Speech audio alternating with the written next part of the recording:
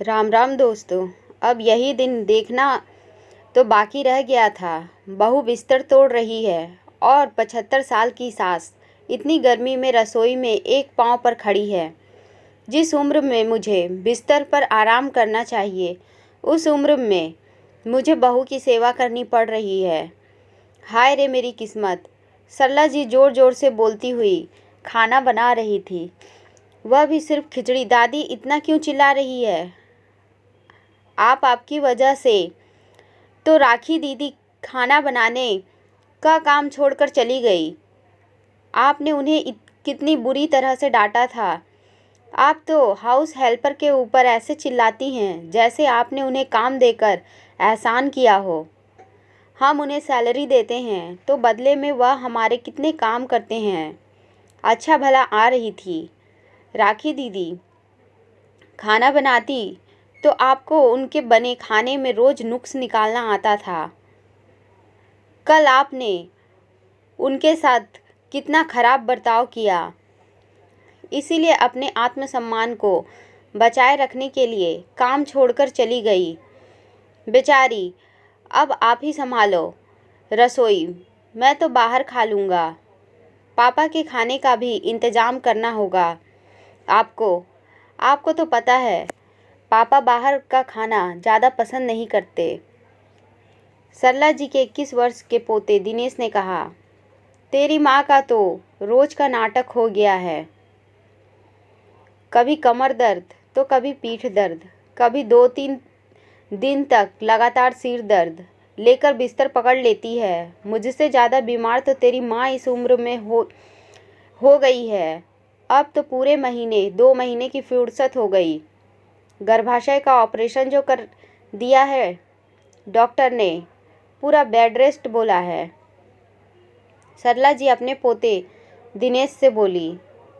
सरला जी की एकलौती बहू 45 वर्ष की सुनैना भी 2 बेटों की माँ थी। बड़ा बेटा दिनेश, छोटा बेटा रुपेश सरला जी की विवाहित बेटी नीलू थी जो अपने ससुराल में व्यस्त थी। खिचड़ी खाकर सरला जी 2 घड़ी आराम कर ही पाई थी कि बर्तन मांजने वाली बाई का फ़ोन आया कि वह मौसम खराब होने के कारण शाम के काम पर नहीं आएगी। सरला जी को बिस्तर पर लेटे हुए किचन में पड़े बर्तनों का ढेर नज़र आने लगा। वह बिस्तर से उठी और बर्तन मांजने लगी। तभी पड़ोसन ललिता आती है। सरला जी ने दरवाज़ा खोला। नमस्कार मौसी जी, सुनैना की तबीयत देखने आई हूँ। ललिता ने कहा, अच्छा सुनैना अपने कमरे में आराम कर रही है। जिस उम्र में बहू से सेवा करवानी चाहिए उस उम्र में मुझे ही बहू की सेवा करनी पड़ रही है। उसकी गृहस्थी संभालना पड़ रहा है। देखो झूठे बर्तनों का पहाड़ रसोई में पड़ा है, उसे भी साफ करना है।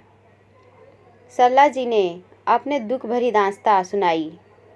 अरे तू तो किस्मत की धनी है। कितनी फुर्तीली बहू पाई है। शादी के 10-12 साल तो हो ही गए होंगे और 4 बच्चों की माँ बन गई है, पर ज़रा भी नहीं लगती। घर के साथ साथ अपने आप को भी सेहतमंद रखा है। तुम्हारी बहू ने मेरी बहू की तरह बार बार बीमार पड़ते नहीं देखा। उससे सरला जी ने कहा, हाँ कह तो आप सही हैं, पर यह सब आपके ही कर्मों का फल है। ललिता बोली, ऐसा मैंने क्या कर दिया जो मुझे ही बहुत ही चक्री करनी पड़ रही है? सरला जी ने आश्चर्य से पूछा। अरे मौसी जी, आपको पहले ही सोचना था कि बहू बीमार हो गई तो बुढ़ापा कौन संभालेगा। आपने तो बहू को हमेशा पराया ही समझा। जब आपकी बहू सुनैना शादी करके आई थी तो एकदम तंदुरुस्त थी। आपने आते ही उसके कंधों पर घर की सारी जिम्मेदारी तो डाल दी, पर उसके खाने को पीने का जरा भी ध्यान नहीं रखा। ताज़ा खाना तो उस बेचारी को कभी नसीब ही नहीं हुआ। वह अपने से फल काट कर खा भी नहीं सकती थी। फल पड़े पड़े सब सड़ जाते थे, पर संकोचवश नहीं खा पाती थी। आपने इसको इजाज़त ही नहीं दी थी। हमेशा उसे पराया समझा। बहू को छोड़कर घर के सारे सदस्य का 2 साल में एक बार हेल्थ चेकअप करवाती थी, पर आपको बहू के स्वास्थ्य की चिंता ही कहाँ थी। 2 प्रसव में भी आपने बहू का जरा भी ध्यान नहीं रखा। प्रसव के बाद माँ के शरीर में कमजोरी आती है, ऐसे में उसे आराम की सख्त ज़रूरत होती है। शरीर को पूरी तरह आराम नहीं देने से कई समस्याओं का सामना करना पड़ता है। यह सब जानते हुए भी आपने सुनैना को पर्याप्त आराम और पौष्टिक आहार नहीं दिया। उसकी माँ का तो देहांत हो चुका था। उसके पिता ने आप पर पूरा भरोसा रखा। सुनैना की डिलीवरी ससुराल में ही करने को राजी हुए थे। 35 दिन का आराम तो आपने उसे दिया ही नहीं। 21 दिन होते ही किचन में लगवा लेती थी। उससे ललिता ने कहा, कैसी बात करती हो ललिता, दोनों बच्चे कोई एक घर पर नहीं हुए हैं। पूरा डॉक्टर इलाज करवाया था। सुबह शाम ना जाने कौन कौन सी ताकत की दवाइयाँ तो लेती रहती थी। बहू, सरला जी ने अपनी सफाई रखी। हाँ, मुझे अच्छे से याद है। शादी के 3 साल बाद तक उसने खुशखबरी नहीं सुनाई। तब आप इलाज करवाने पीछे लग गई थी। दिन में ना जाने कितनी दवाइयाँ खाती थी बेचारी, पर आपने उसका ना मानसिक स्वास्थ्य का ध्यान रखा ना शारीरिक। अच्छे भले घर की लड़की को कुपोषण एनीमिया की शिकार हो गई। ललिता ने सच्चाई का आईना दिखाया। सरला जी को अपनी बहू पर किए एक एक गलत व्यवहार याद आने लगे, जो उन्होंने बहू के साथ किए थे। अरे बहू, थोड़ा पनीर और देना मेरे बेटे को, या ले बेटा थोड़ा और ले। सरला जी ने अपने बेटे और बेटी को बहुत ज़बरदस्ती करते हुए खिलाती थी, यह जानते हुए भी कि बहू के लिए पर्याप्त बचा ही नहीं है। और जब पनीर खत्म हो गया तो बहू से कहती थी, बहू सब्जी में तो पनीर बचा ही नहीं है, ऐसा करो आलू काट लो और खा लो।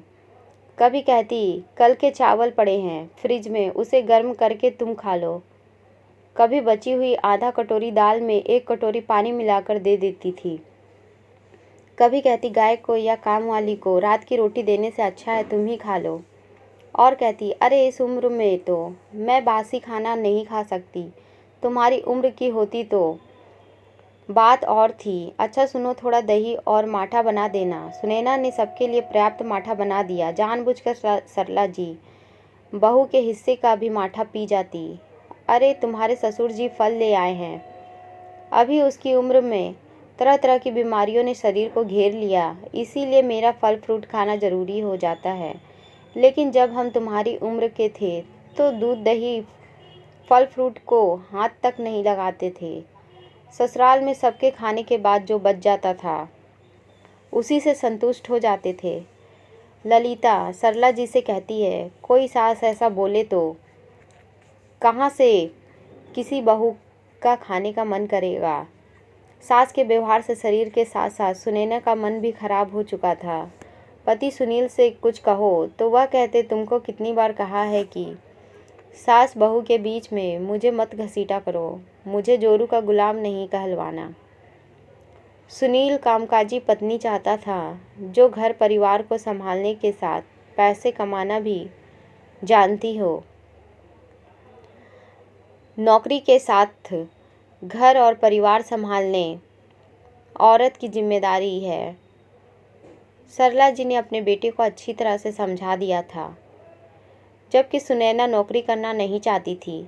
वह जानती थी कि इसकी मदद करने कोई नहीं आएगा और दोहरी जिम्मेदारी निभाने के लिए मुश्किल होगा।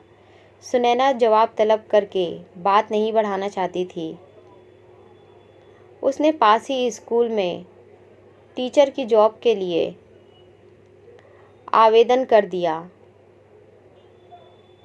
और जल्दी उसे नौकरी मिल गई। तब तक दोनों बच्चे स्कूल जाने लगे थे। स्कूल के साथ साथ घर परिवार बच्चों की जिम्मेदारी सुनैना पर ही थी। सरला जी की भूमिका ना के बराबर ही रहती है। उस पर भी सुनैना के शरीर में पौष्टिक चीज़ ना के बराबर ही जाती।